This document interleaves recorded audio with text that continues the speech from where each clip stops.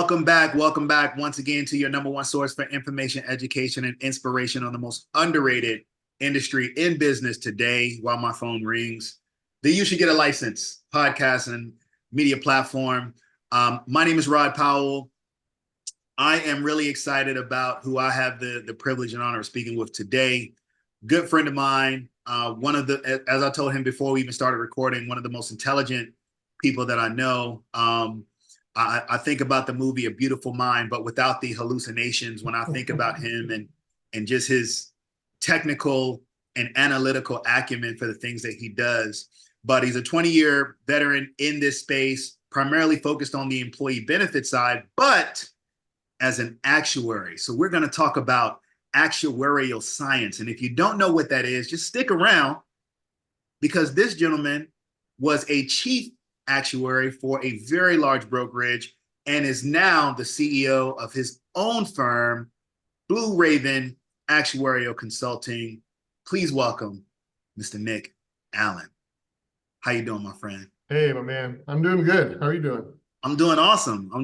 I was just thinking, like I said, I was just saying to you, man, I'm just, just so appreciative that you were able to take this time, and so glad that we get to have this conversation. We've had a lot of conversations, over the last few years about the business, about personal life, family, all kinds of things. And it's just, for me, it just feels good to be able to take that conversation, take some of the knowledge that I've even heard from you, and be able to share it through this platform. So truly appreciative for the time. Yeah, it's my honor to be here. And, we've known each other a while now, and we we're talking beforehand about, just need another opportunity to get together. So I'm really just excited to be able to share whatever I can to help your audience. Yeah, absolutely, man. So look, speaking of sharing, as we start to get into this conversation, and before we kind of take a deep dive into your background and how you get started, let's just talk about being an actuary. Like, what does that mean? What is an actuary? What does an actuary do? Because you hear it, but you don't always know what that means. Yeah, an actuary is a person who is at the backbone of insurance. So, when people think of us, usually they're thinking about people who are quantitative experts, people who like math, good at math. It goes, the reach goes a little bit beyond that, and that we also know enough about the regulatory environment within insurance, the economic side of it as well, so that when we're doing our jobs, which is to help insurance companies be profitable or to help consulting firms, give good advice to their clients, we're doing that with as far of a reach, into and outside of the insurance world as possible. Yeah. So basically what you're saying is the premiums that we pay are your fault. We set the premiums, like them or not. Right. We are helping with setting them. Yeah. Yeah. But on the actuarial side, you really are getting into the weeds and the meat and potatoes around, hey, how can this policy be rated or priced in such a way where it could be affordable to the end user, but also still maintain some profitability for the company? That's right. If you're an insurance company, what you want is to have as many insured people as possible and still have the premiums, be profitable for the insurer. I have worked for insurance companies for a very, very small portion of my career, so that's never really been my personal priority. My priority has been more on the employee benefit side for clients that offer plans to employees.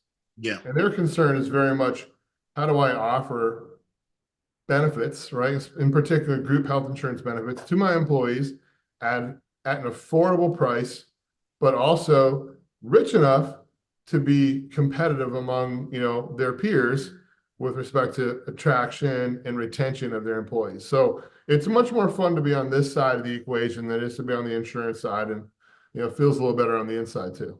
Absolutely. And let's stay on that, because your firm is a consulting firm, and it's an actuarial based consulting and technology firm. Mm-hmm. You're really speaking to both of those elements. So when someone is coming to Blue Raven for solutions, what are they looking for when they come to approach you? There's two kinds of you know, companies or people that come to us. Some of them are just looking to offload any kind of actuarial work to us and essentially, set us as an extension of their team, right? Kind of the way a consultant would be that's helping them on the employee benefits side. Others are coming to us from a technology enablement standpoint. So it's businesses or people who need the abilities and the technical prowess of an actuary, but who can't afford to have one on staff. Yep. And so we, develop technology and software that creates what I would call actuarial enablement. So in other words, we allow people to scale actuary-like services within their business by harnessing software that we build that puts that power in their hands. So you're creating a solution that, another broker could use, even to show how, if a client were to work with them, this is how, we could make you more profitable, or we could help you drive, retention in your employees, or keep your benefit expenses down, in that regard. That's right. Very interesting, because a lot of times when people are thinking about this industry, and obviously this platform is about opportunities in the insurance and financial services industry, right? So when people are thinking about opportunities inside of the industry, usually they're thinking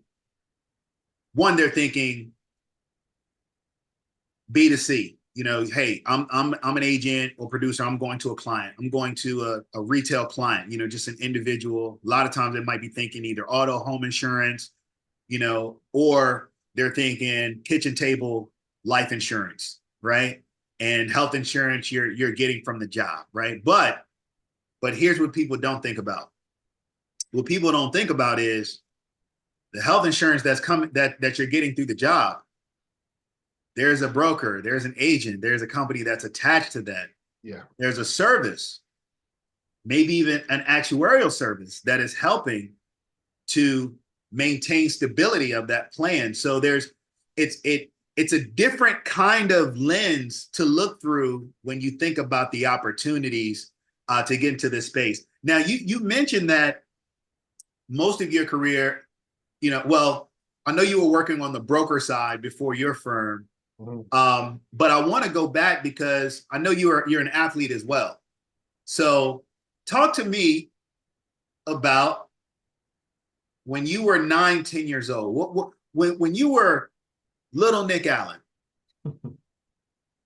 what were you dreaming about being at that time? What was your dream job growing up? Was it always, I'm going to be an actuary, I'm going to be a mathematician? Like, what was it? No, I liked math from early on. Like I knew that I liked math. It all started, this is ridiculous, but when I was in elementary school, like early elementary, second, third grade, maybe even first, I don't remember when exactly. It started with a little toy that was a square, and the square had 144 squares, pushable buttons inside of that square, and it was the multiplication table. And it had from 1 times 1 all the way up to 12 times 12, and you I push the remember button that. down to confirm the answer. And I had it memorized, really, really early on, and that was my favorite toy. And I liked the feedback I got from teachers when I knew the multiplication tables, at like light speed. And that sort of created this feedback loop of like, more and more math. But, I went through different periods of interest in different things. And until I'm not settled on, I landed on being an actuary sometime late in college. But before that, I had interest in being a SEAL team, guy. Okay. Looking back on that would have been a terrible idea. And I really liked after the movie Outbreak, you remember with like Dustin Hoffman um, and I don't know, Robert Sutherland or something like that. I wanted to be a virologist, and I thought, being in there with like the newest strain of Ebola sounded kind of dangerous and sort of cool. And then again, looking back, terrible idea. Would not have done well. So anyway, I got to college. I majored in math, and then through a family member, I learned about actuaries, and I thought, all right, let's give it a shot. Wow. And yeah, okay. So let's stay on that for a minute. You say, hey, I learned about being an actuary from a family member. Like, what was that conversation like? How was it introduced to you as a potential career path? I'd never heard of it, kind of like most people. And I don't remember the conversation. I remember hearing that, well, back then, so I was a junior, senior in college, and in actuary at the time, there's always like these top 100 best job lists, Yeah. right? Like right now, it's data scientists. I mean, it's been the reigning number one for a couple of years. Well, back in when I was a junior, senior in college, which would have been the year 2000, 2001, actuary was the reigning number one job in the country for like years. And Mm, it was this combination of income, job security, you know, stress, all the different, ways that they create a stack rank list of jobs. And it was consistently, and I was doing the research, number one, number two, bouncing back and forth between, you know, a couple of different professions. And I thought, man, how is this the number one job? And I've never heard of it. hmm. And just being sort of analytical, I don't even remember. I mean, I read some information about what it was, but it's sort of hard to put your finger on it unless you're doing it. And then I got an internship at the Hartford Insurance Company pricing no, not auto, home insurance prices, which almost drove me out of the business because it was just maddening. It was just Mm. an awful internship. Nice people, but the work was just horrible. And then the next summer I got an internship with Mercer that I genuinely really, really enjoyed. And that was it. I was sold. I knew that was So what when I you wanted to when do. you did the internship, you initially started on the PNC side Yeah. of the business. When you went over to Mercer, and then you say, "Hey, that was the carriers." Was it the carrier versus the broker side? Because Mercer is on the broker side, or was it property and casualty versus employee benefit side? I think it was more of a consulting against, versus carrier thing. Because, on the EB side, oh, you know this, there's no like, I mean, there's a few manual rates for like insured business, but if you're working on a lot of like self-insured stuff, there's no manual rates. It's all, everything is being made up new, like the wheels being, reinvented every day by hundreds of teams dealing with self-insured clients. Yeah. And and I liked it. I felt like because I was forced to, build a rate or build an analysis. It was always from the ground up. And so I felt like even after that summer that I had a pretty good command of what we were doing and then how to get there with the tool with tools. And I had never really used Excel much up until that point, but that was the summer I fell in love with Microsoft Excel too. Wow. You can see the love fest continues with it being. Yes, So absolutely. yeah, I just love that. I was an internship with the Richmond, Virginia Mercer office, and I'm still friends with my first boss today. He just recently retired. His name is Rich Bailey, but a lot of the other folks that were in that office are still there now, and it was a great place to learn. Absolutely. No, awesome. So you got the internship through Mercer. That's where you said, hey, I can really do something here. Um, does that internship then launch a career with that firm, or I know through your career you rose to become basically the top in one of the largest brokerages in the country. Yeah. Really kind of building out their system. We'll talk about that in a little bit. But how did it transition from an internship to now I'm in a full-time position and this is going to be my career track? That, it was after the internship, the Mercer offered me a job. It was, I think, in like December or January. I think it was December of my senior year at Tech. They sent me a job offer, and I was obviously very excited. I mean, it was, good money, and I was sitting there at 21 knowing I had a salary ahead of me. And so it was easy. I mean, it was kind of weird to think that like I was going to go into my first job making more money than my dad. Mm, And so there was no thinking about it. It was like that was a weird concept. yeah. So I started that job and just kind of sunk into it for I don't know, 4, 5, 6 years. And without getting too deep into this, because I could, it's a long journey, and I probably won't be able to summarize 25 years worth of Right. in a short period of time. But what I'll say is, what I realized is that all the senior actuaries, all the senior consultants at Mercer had at some point in their careers done something other than be a consultant at Mercer. Mm, So I made that decision to leave them and go work for a carrier for a while. And then eventually found my way back to employee benefits on the brokerage side. And then just kind of, continue to build and work to that level of, I guess, the height of functional leadership, yeah. at an agency. I want to I want to go back to something you just said. You said, and then I want to kind of come back to the trajectory throughout your career. But you said, "Hey, I graduated college, and I was making more than my dad." So, what did your parents do? Let me start there. Well, my dad was in the Navy for a long time, and he retired at 24 years, and he had a really steady, pretty successful career in the Navy. But you know, he struggled to find a job that was, both meaningful to him and lucrative from the time that he retired until he became older.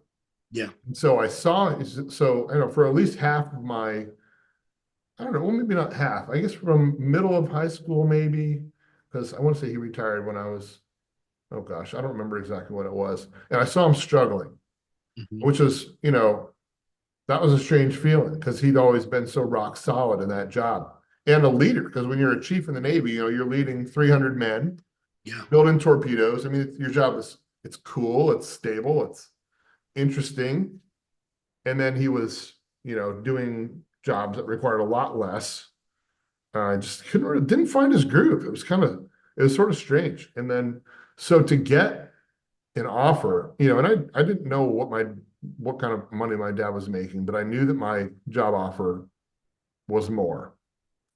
And it was a little, I don't know, it sort of rattled me, honestly. I could get emotional talking about it, but it's like,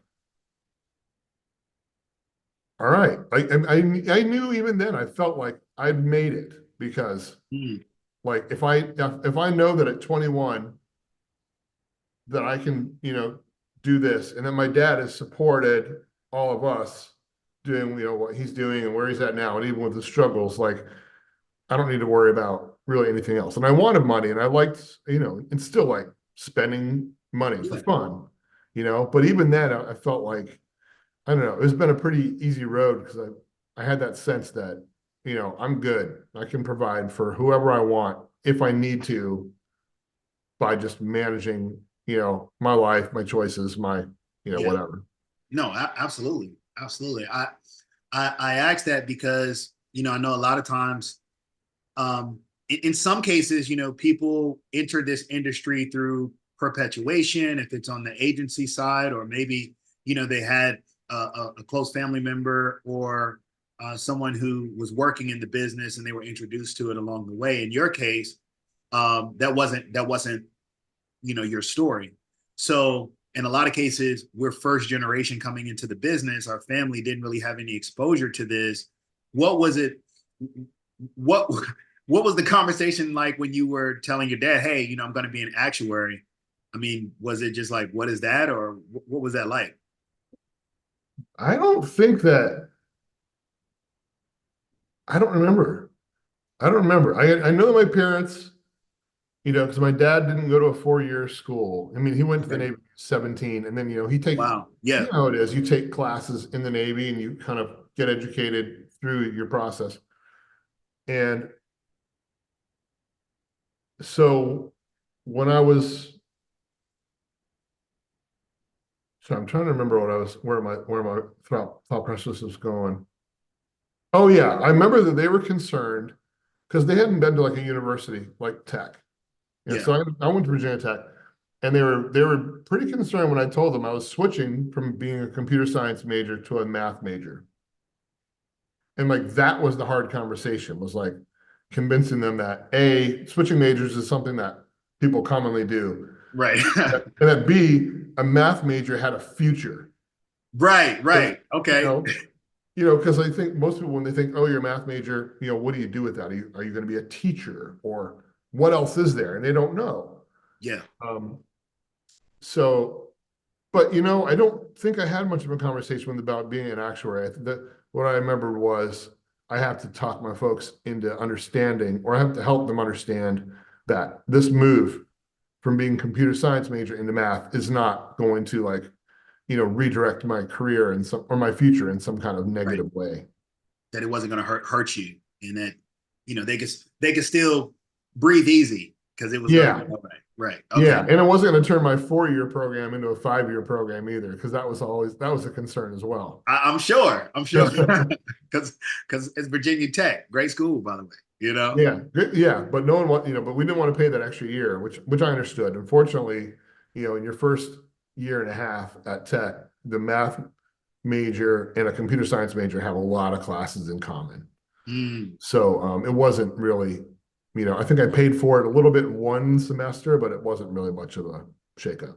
Hey, computer science majors, there's still time for you. Switch switch to math and become an actuary.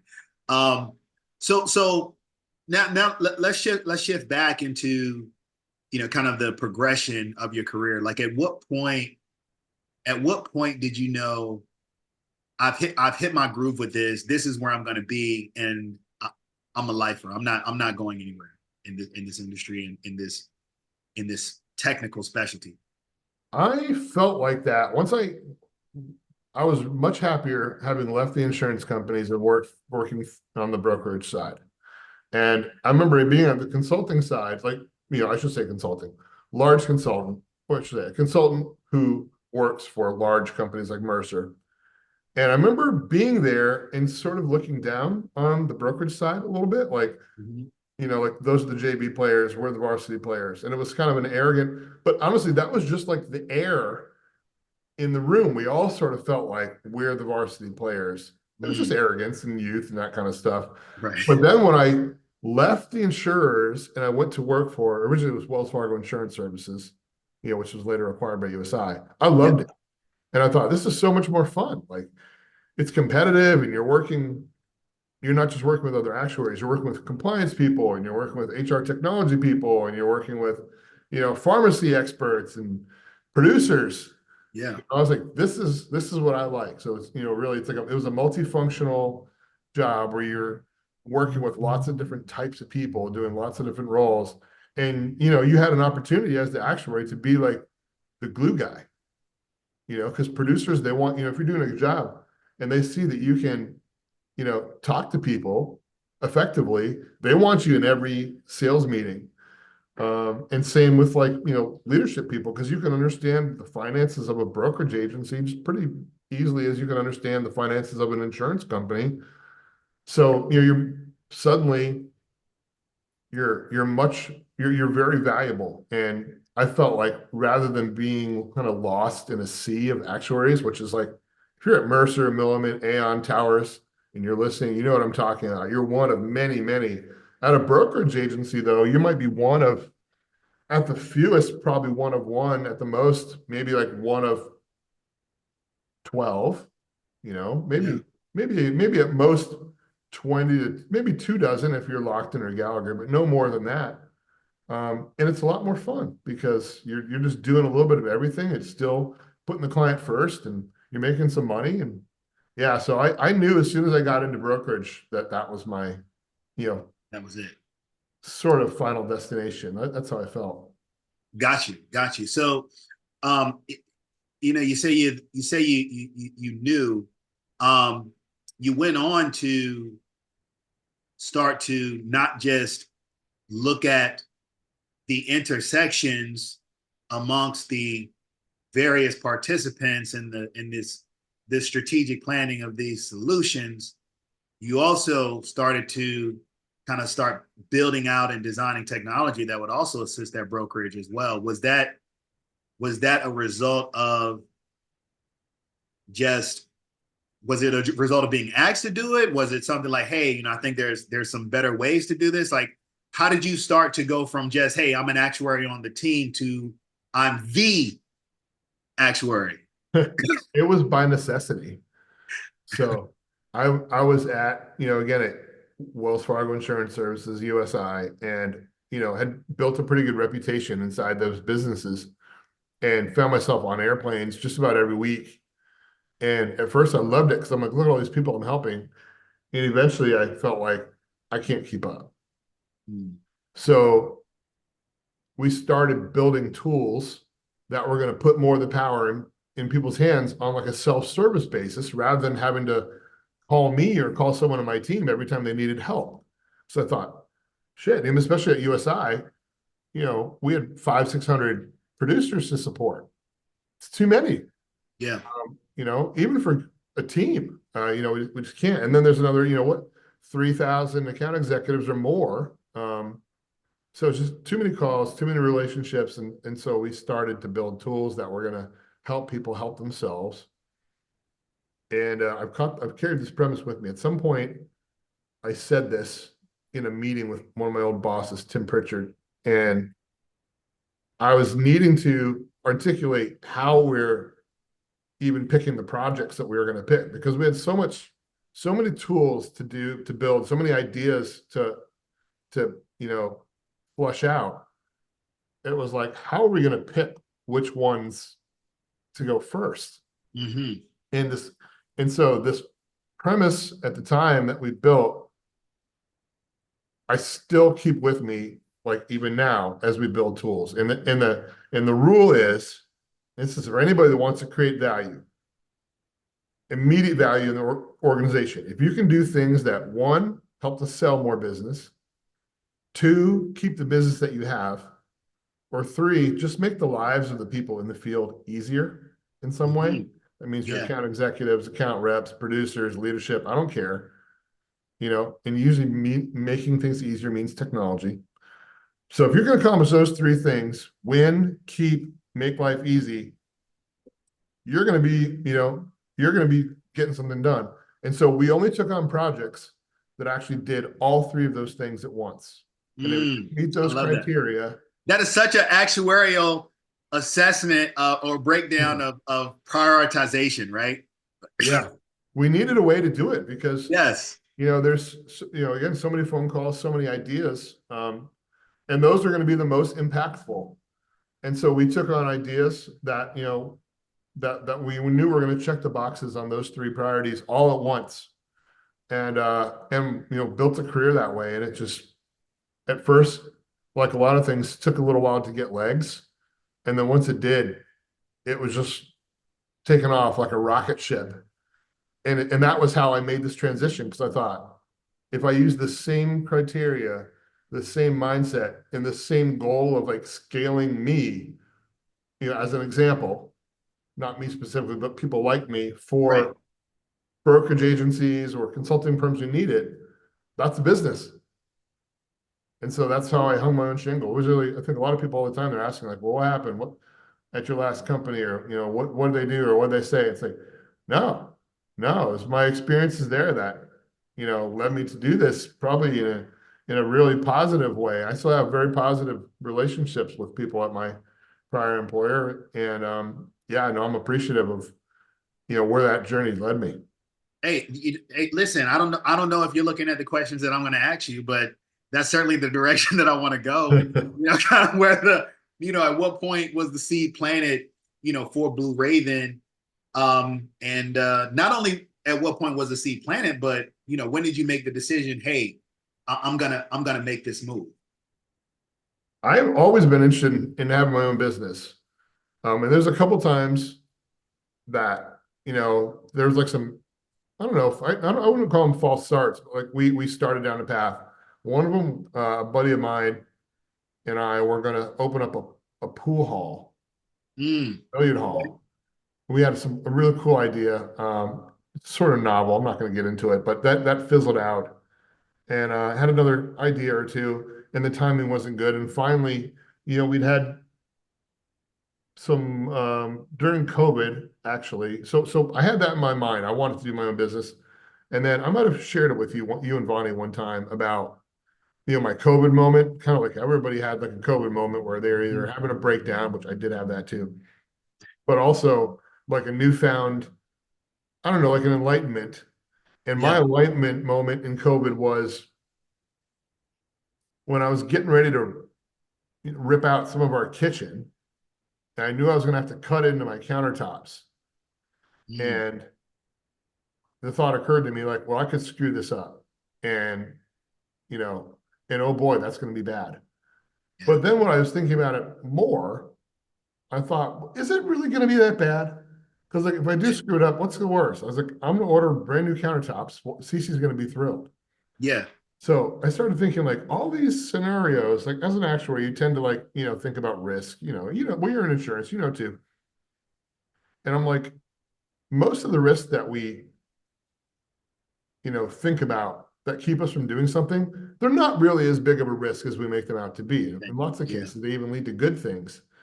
So, but then what happened was I successfully cut a giant hole into the countertop and installed my new sink all by myself, which, I'm not, I don't need a pat on the back, but like I was sitting around after that and I was like, I was thinking about all these risks and I'm always like keeping myself from making the leap, pushing the button.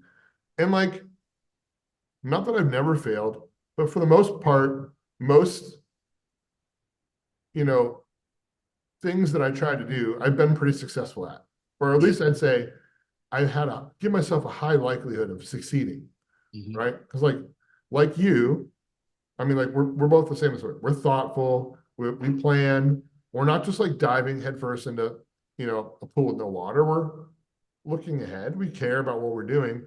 And if Right. you're doing that, I think anybody that's doing that is giving themselves a high likelihood of success. And so anyway, that's the story of how the seed was planted a long time ago. Not sure how, but it came to be in that COVID moment. And after I kind of just I love that decided analogy, by the way, not to jump in, but I love the analogy of, hey, I'm cutting the countertop and I'm like, man, I can mess this up. But then again, I mean, hey, what's the worst that could happen here? a couple grand. Let's just go for it.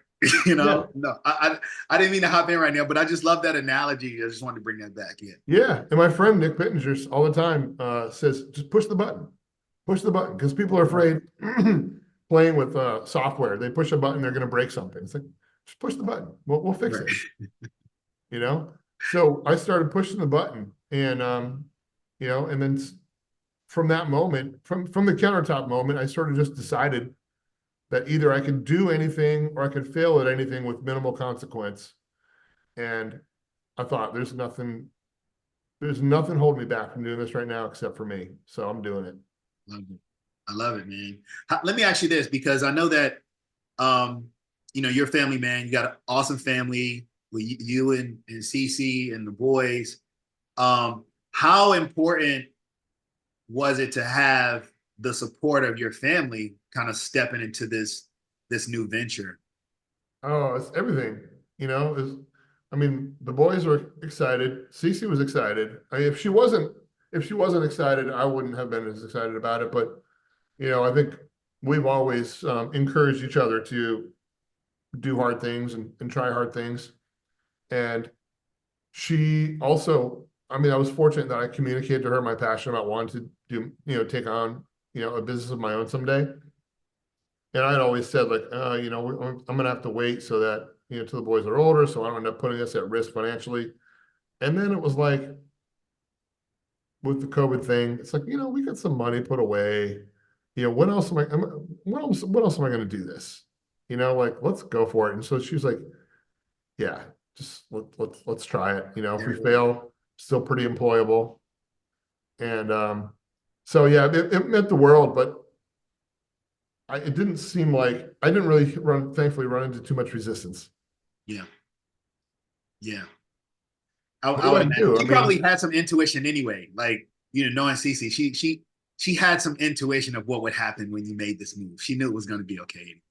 yeah, because she's always been cool about like stuff that I was like hesitant about whether or not she would be cool. Yeah, So like I remember telling her like when we were dating, I was like, I really like to play video games. I'm gonna play video games in our relationship because that's gonna weird you out. Or if you're gonna think I'm nerdy, or if you're not gonna like that, you should know because I'm gonna play video games. yeah. And then like 2 days later, it's the one of the funny. It's like one of the reasons I knew I was going to marry Cece.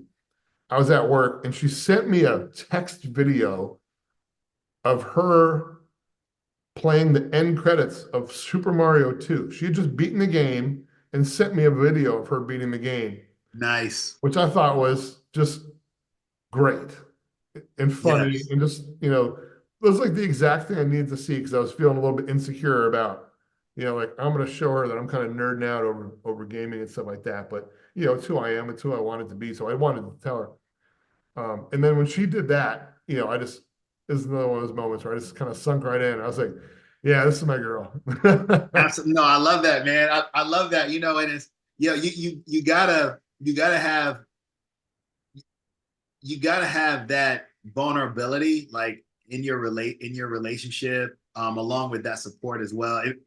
It kind of makes me think about like, so when Vonnie and I met, I'm a fan of WWE, but she didn't know this because I hadn't watched it for like 20 years Yeah. until like last year. and and last year at WrestleMania 39, I don't know what it was, but Roman Reigns and Cody Rhodes, it just pulled me back in. It just pulled me back in. Yeah. And as a matter of fact, a friend of mine who I grew up with, we used to go to the Richmond Coliseum to see these shows, and he found an old pay-per-view called In Your House on Peacock, where it's him and I in the front row reaching out at the show. So I was like, wow, I'm like probably Uh, 17 years old in this video that's sitting on Peacock. So she just finds this out, and she's like, oh, I didn't know you like wrestling. Because like you said, 20 years. I didn't watch it since college, since I went to college. And I was like, yeah, well, it's kind of come back in. And now not only has she started not watching the entire program, but yeah. she'll watch some of it, ask questions about it. And even there was a recent program. She was like, oh, well, how come you didn't tell me that Bianca Belair and Jay Cargill were on there, right? So now she's starting to watch, and she's starting to send me little videos of wrestling clips. So no, you got to have someone that will accept every part of you, every Yeah, part of you. You know, exactly. That's a good story. I like that about wrestling. That doesn't surprise me that Vonnie would be like kind of into it too, though. I'm like watching this show with you because she is. And hey, she's up for anything. yeah. She was like, I can give it a shot. So let's go back and just kind of get back to Blue Raven, man, and starting this, because it is a big deal to go from where you were in the corporate world on the broker side to go out and start your own firm. One, just the mission of like Blue Raven. Why the name? Like, why the name Blue Raven? What does it symbolize? What is it all about? So that's really the first part of the question.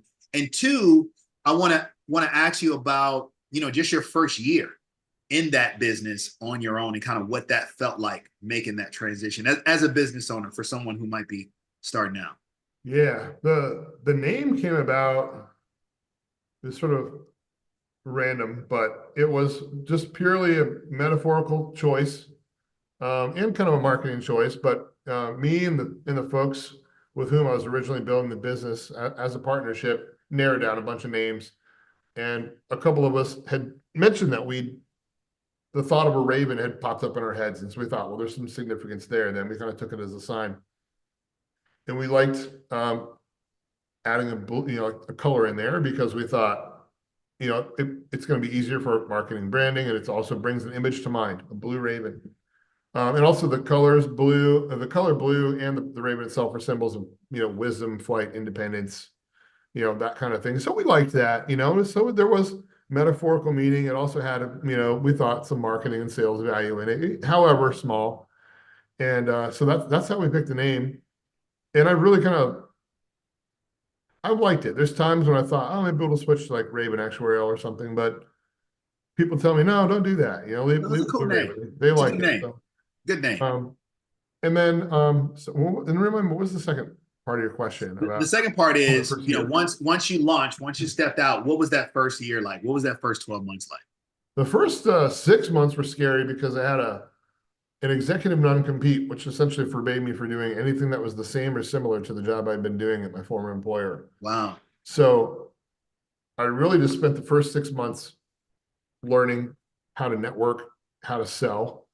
And I wasn't selling anything, but I was talking to people as if I was going to sell them something, right? Like, Mhm. I read the Zig Ziglar book that you sent to me, um, which was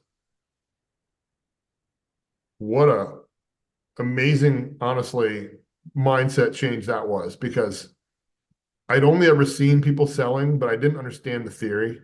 You Yeah. know, like, okay, they're building relationships and then they're talking about this thing, but the deep theory, which is in the Ziglar book, is you're helping people. Yep.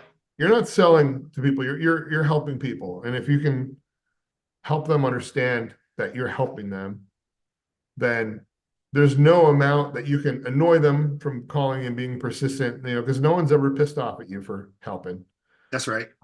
And you also don't have to worry about um, being disingenuous, because if you believe in what you're doing and you actually are helping people, then selling is just kind of a byproduct of, you know, messaging that in a way that feels good, you know. Right. And so that first 6 months was crucial, and the book was crucial.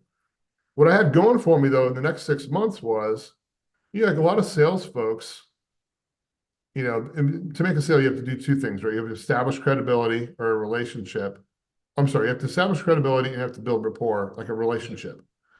And a lot of sales folks are really good at relationship building, but credibility is difficult, um, because, you know, there's still a product there. Yes. People know no matter how much you're helping, you're incentivized by movement of this product.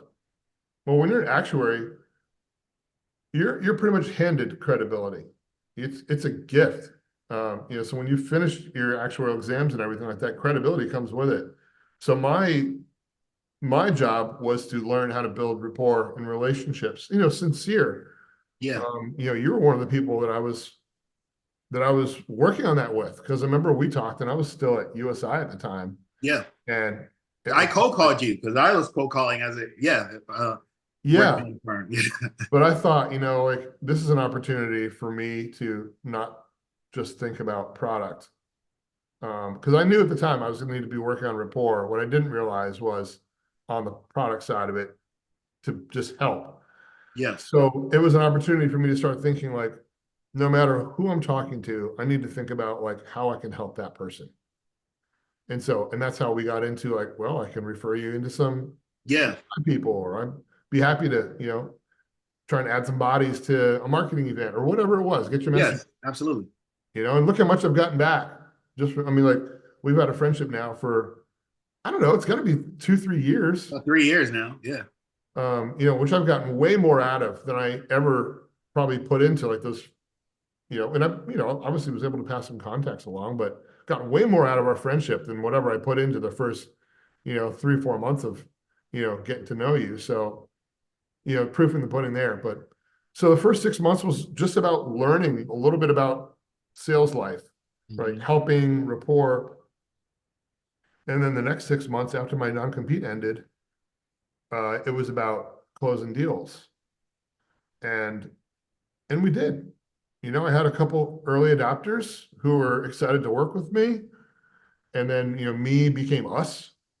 And you know, revenue grew pretty steady in that first like 6, 7, 8 months. And then you know how it goes. Eventually, like with revenue, you then have to do the work. Yep. So some of the selling slowed down and more of the work doing ramped up. And but it was actually a great first year. Yeah. And now it's, you know, I'm just learning how to run a business Hmm. as opposed to like be the business. Yeah. You know, where I felt like in that first year, I just was the business. I was everything: the sales, IT, marketing, and Oh yes. actuary. And now, you know, we have a VP of sales who's like amazing. We have several actuaries on the team. We have contractors in IT. And my job is at this point is to develop strategy for growth and then put the right butts in the right seats Yeah. so that we can, you know, achieve those goals. And it's a lot different than being an actuary, I can tell you that. But this sort of executive function, you know, it's really, really interesting, deeply gratifying. And this is like how like real leadership. I mean, you can be a leader in any job, but this is a different level of leadership that I haven't felt I'm Mhm. really enjoying. Absolutely, man. No, first, I appreciate the compliment about the value of our friendship, and trust me, that feeling is mutual as well. Um, I guess at this point, the you're continuing to grow the company, and in the stages that you've described.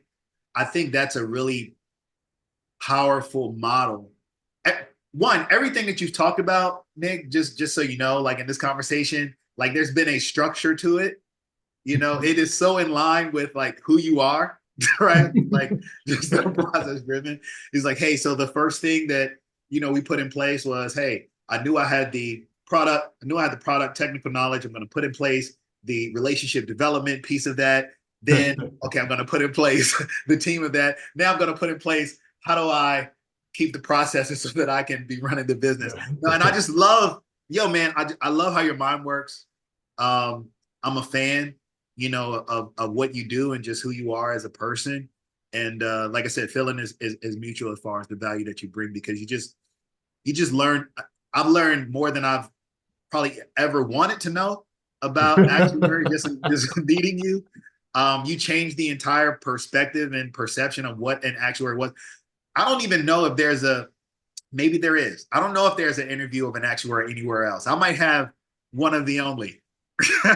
this There's a couple. There's plenty of others. You'd be surprised. There are a crazy range of personalities in actuarial circles.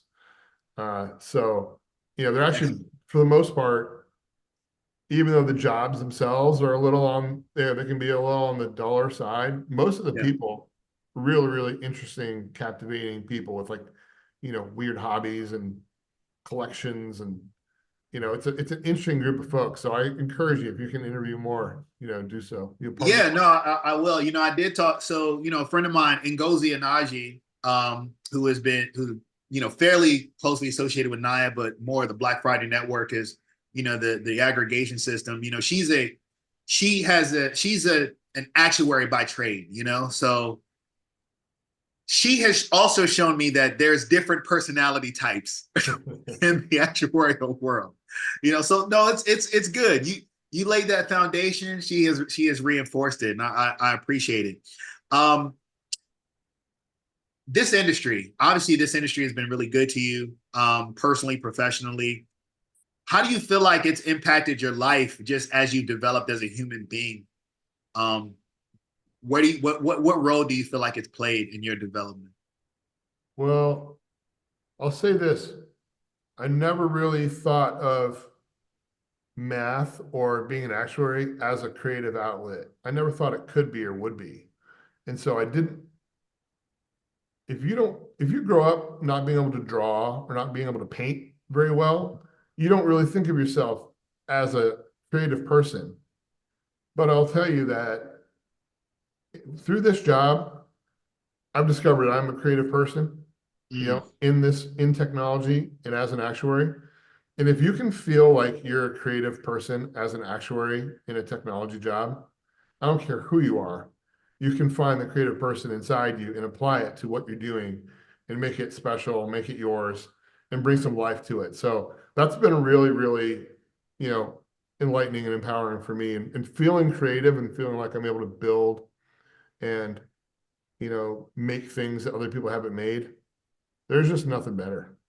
yeah, I love that, man. So what's You next? know it. What's next for Blue Raven? Like, what's the dream now? I asked about dream of childhood. What's the dream now? What's the dream for Blue Raven Actuarial? I mean, I don't have a set goal right now. I mean, my goal when we built Blue Raven was I want to put my kids through college. I want to retire early. But those are both financial goals. What I always thought with Blue Raven is I just want to make Blue Raven as big as it can be, without like killing myself in the process or sacrificing, too much of my personal or family life. So, I'm giving it my all. I'm putting my whole self into the business. And so from that perspective, I'm giving what I can. And then the results will be what they'll be. I mean, we have a growth plan. I would love to see the business double in size next year and then double again the year after that. And I think that's achievable. And and if we do that, we'll have a real business. I mean, at that point, I don't think I could ask for anything more if that were the case. Even now, I mean, we have by most, I guess, quantitative measures, we have a real business. But I guess what I'm saying is I'd love to get it to where there's just low risk that it would collapse if we lost a couple of key groups, or Yeah. I would like to be part of the insurance lexicon, like for Blue Raven to be ubiquitous, known up there, like one of the first legitimate competitors to the bigger, like pure actuarial firms that come along in the last 20 years. So those are ambitious and stretch goals, but short term, all I want to do is just make sure I'm really putting my whole self into it, and then ideally make enough money to retire, For a sure. little early. Yeah.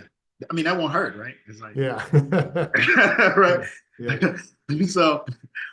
So, as we kind of turn the corner, start wrapping it up. I'm trying to get some of these math majors, over at VCU in your direction. Push Yeah. towards you. I got two questions. So someone coming out of school, because I've seen some of your posts on LinkedIn when you are looking for people. An actuary, what can an actuary earn if you take a range? Someone decides they want to go into the actuarial field. What's an earning range that they can be in? I think we've talked about like what agents can earn, um, what brokers kind of can do from that standpoint. But what can an actuary actually make? So you mean coming right out of college, or you mean like at the top end? College to to the top, where can you go? And I know that it's really limitless where you can go, but Yeah. Out of college, I I'm not exactly sure. I think you can probably expect in the 65 to $85,000 range. so you're rich coming out of college. You're gonna feel like you're rich coming out of college. It's not bad. Right, right. If you're single, Uh, young single person. yeah. And then if you're, the way most actuarial jobs work is they give you a salary increase every time you pass an exam. So, if you pass an exam or a couple exams in a year, that's $5,000 increase, not including merit. So, if you're a college grad now, you could be looking at a six-figure salary within a few years, with a pretty steep salary curve after that. So I'll just say it is a pretty lucrative job. It's a little stressful in the first few years as you're, learning, in trying to pass actuarial exams. So it is a stressful period, and I would be candid with anybody about that. But once you get through that, it's really not that hard of a job. I mean, by the time you're my age, there's probably not that there's nothing you haven't seen, but there's nothing that you won't be able to handle Yeah, that someone could come at you with, like at least in the employee benefits side. So it is quite a nice job once you're through exams. And um, if you're a learner, and someone who likes math, likes statistics, we definitely recommend it. absolutely, absolutely. And if someone is wanting to get some more information about Blue Raven, or they want to communicate with you, how do they reach you? Like, what's the website? What's the LinkedIn? How would someone touch base with Nick Allen? Yeah. So we do have a website, just blueravenactuarial.com. And then on LinkedIn, I pretty much don't turn away any direct messaging unless it's like a lot of like hardcore sales pitchy stuff. But I can be found on LinkedIn pretty easily, just Nick Allen. And of course, and then if it's for somebody that knows you personally, Rod, pass along my phone number anytime, hit me by text or phone. For sure. Absolutely, man. Hey, listen, um, I I just want to say thank you again, man. I know that I know that you may feel that you're kind of still at the beginning stages, of the business, even though you've been around for about a year and some change now. I mean, you guys, Couple of years, yeah. a couple years now. Yeah, you've been rolling. Um, but man, listen, like what you've accomplished, I'm just massively proud. You're a grown man, so you don't need me to tell you that I'm proud of you, but I really am proud of what you've done. Still and, feels good. Thank you. and it's inspiring. And I appreciate you just as a person and as a business um, colleague as well. You're just a wealth of knowledge, man. And like I said, we've been trying to get this conversation going. I've been working to get you on this platform for at least 2 years as well, right? Yeah. So I'm glad we're able to make it happen. And I tell you, if someone, any final words, someone who might be considering a career as an actuary or just as an actuary or just in the insurance industry in general, maybe they're on the fence about it. Maybe someone has spoken with them about it. What kind of final words would you leave that person with? Well, first I'll say it's been my absolute pleasure to join the podcast. Really, I've been looking forward to this, and great to see you again. And thank you for the kind words. I feel the same way about you and your business. Um, I would say insurance to people, insurance is big business. That's not changing anytime soon. Insurance might change, but insurance being big business isn't going to change. So it's a pretty, I do think it's a steady, it's going to be a steady place to get work and to keep work. Whether that's employee benefits, whether that's, personal lines, whatever kind of coverage it is that you're interested in. So definitely don't sleep on insurance. Even though it doesn't sound very exciting, you can do pretty much anything inside that industry. So if Yes. you're a technology person, if you're computer science, if you're math, if you're marketing, if you're sales, if you're risk, you can join insurance and find a profitable job there. So I would say I'm bullish on insurance and consulting in general, and I wouldn't hesitate, to tell anybody to come join the party. I love it. I love it. So listen, you heard the man. Don't hesitate. If you're on the fence, if you're thinking about it, make the move, take the step. Take the proverbial plunge. And see what it's all about. And in this conversation, maybe you heard something that made you want to take the actuarial path. This is the very first out of 70 plus interviews to date. This is the first actuarial conversation. So very exciting. Maybe you heard something that sparked your interest, something that inspired you, um, something that maybe even made you think to yourself, you should get a license. Until the next time, peace.